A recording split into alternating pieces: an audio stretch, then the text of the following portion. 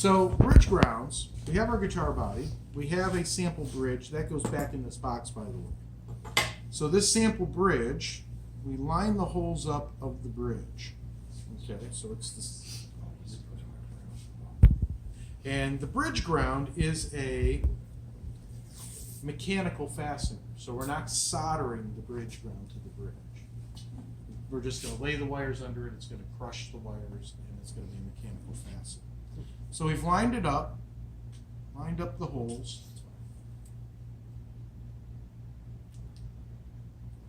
And I lay a piece of tape in front of the bridge. That piece of tape is in the no-fly zone. If you drill in the no-fly zone, you're going to see it. If you drill behind that no-fly zone, guess what? It's hidden. So, bridge ground. It is marked bridge ground. Okay. We also have some cardboard for bridge grounds. The way we do this is that we first drill 1/16 of an inch straight down into your guitar. All that is that's just a spot so we can do gangster style drilling diagonal. Once you start this diagonal drill, do not change the angle. The minute you change the angle, you will snap the bit, and the bit will then become part of your guitar. We may or may not be able to get the bit out of the guitar. You will have students snap bits off. So be aware of that. And this is a pretty decent diameter bit, and they still will snap it off because it's like, oh, I'm going to miss. So why gangster drilling? I got the reference.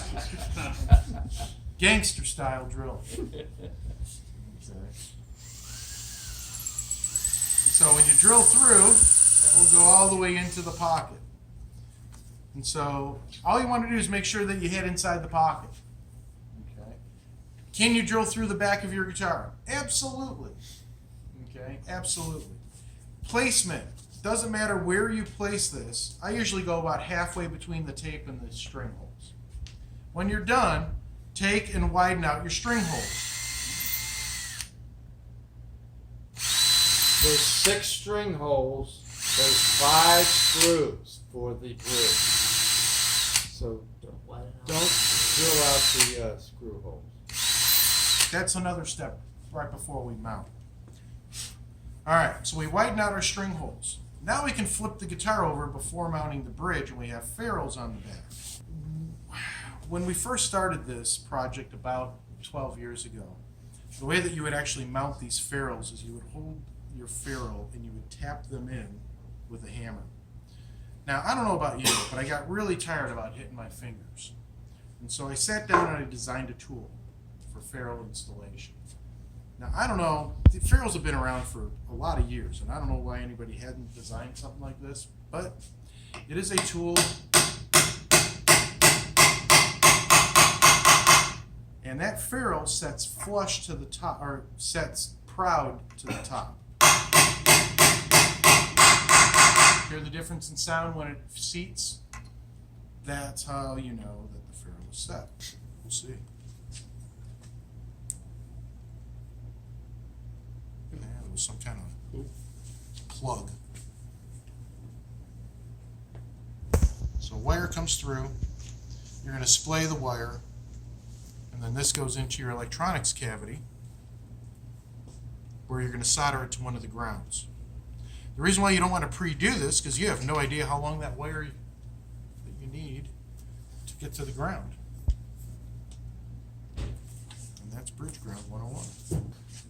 All right, so ferrules need to get installed before the bridge.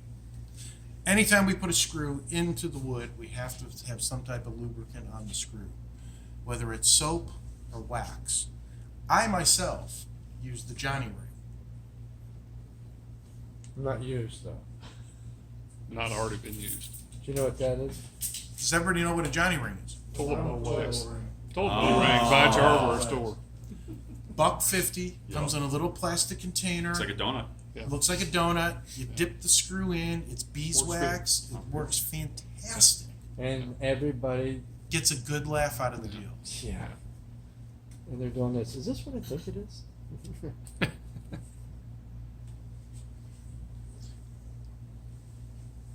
So biggest failure spot that we have is bridge screws. Biggest failure spot. Before I'm actually going to insert this, I'm going to re-drill these holes to make sure they're deep enough. Okay. How deep do we want to get them? I want to get them the depth of the screw. So I'm basically holding the screw up to the drill bit, and that's the depth that I need to go. Now, is it going to go all that way to that depth? No, because we've got the thickness of the bridge, so that means I'll have a little bit of room after the screw for any sawdust or anything else to fall behind it or fall under it. But that gives you a really good idea in terms of depth gauge of how deep you need to go. So I need to get the right diameter drill bit. This is too large for this screw. Ready to roll for this particular task. It's more about the depth than it is about the diameter. Just FYI. From my experience on this, it's been the screw bottoms out, and then that's when the head snaps off. And how many screws did you have to glue on, Mike? Oh, yeah. If they break a screw head, that's the way it is. Super glue it in.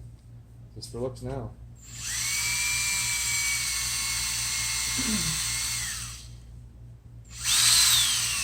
.564. 5/64.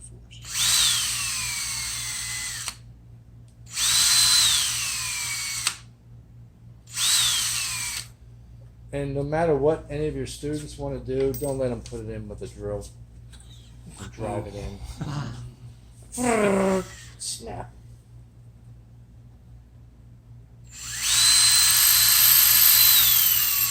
So, when you're drilling, smaller bit, faster speed, larger bit, slower speed is the rule of thumb. So students know one speed. That's great on this size bit, but on a large diameter bit, that's not so good. That's why these get burned up when you're drilling the jack holes, is because they're going at a much too high of speed rate. So small diameter bit, fast speed, large diameter bit, slower speed. All right, now that we've got that set and pre-drilled and pre-waxed, what I'll do is I'll set the two screws on the end to hold it in place. And by the way, there's almost no resistance here. That's the goal. If you're having to really crank hard, something is wrong. Something is seriously wrong. Stop, because that's going to end in a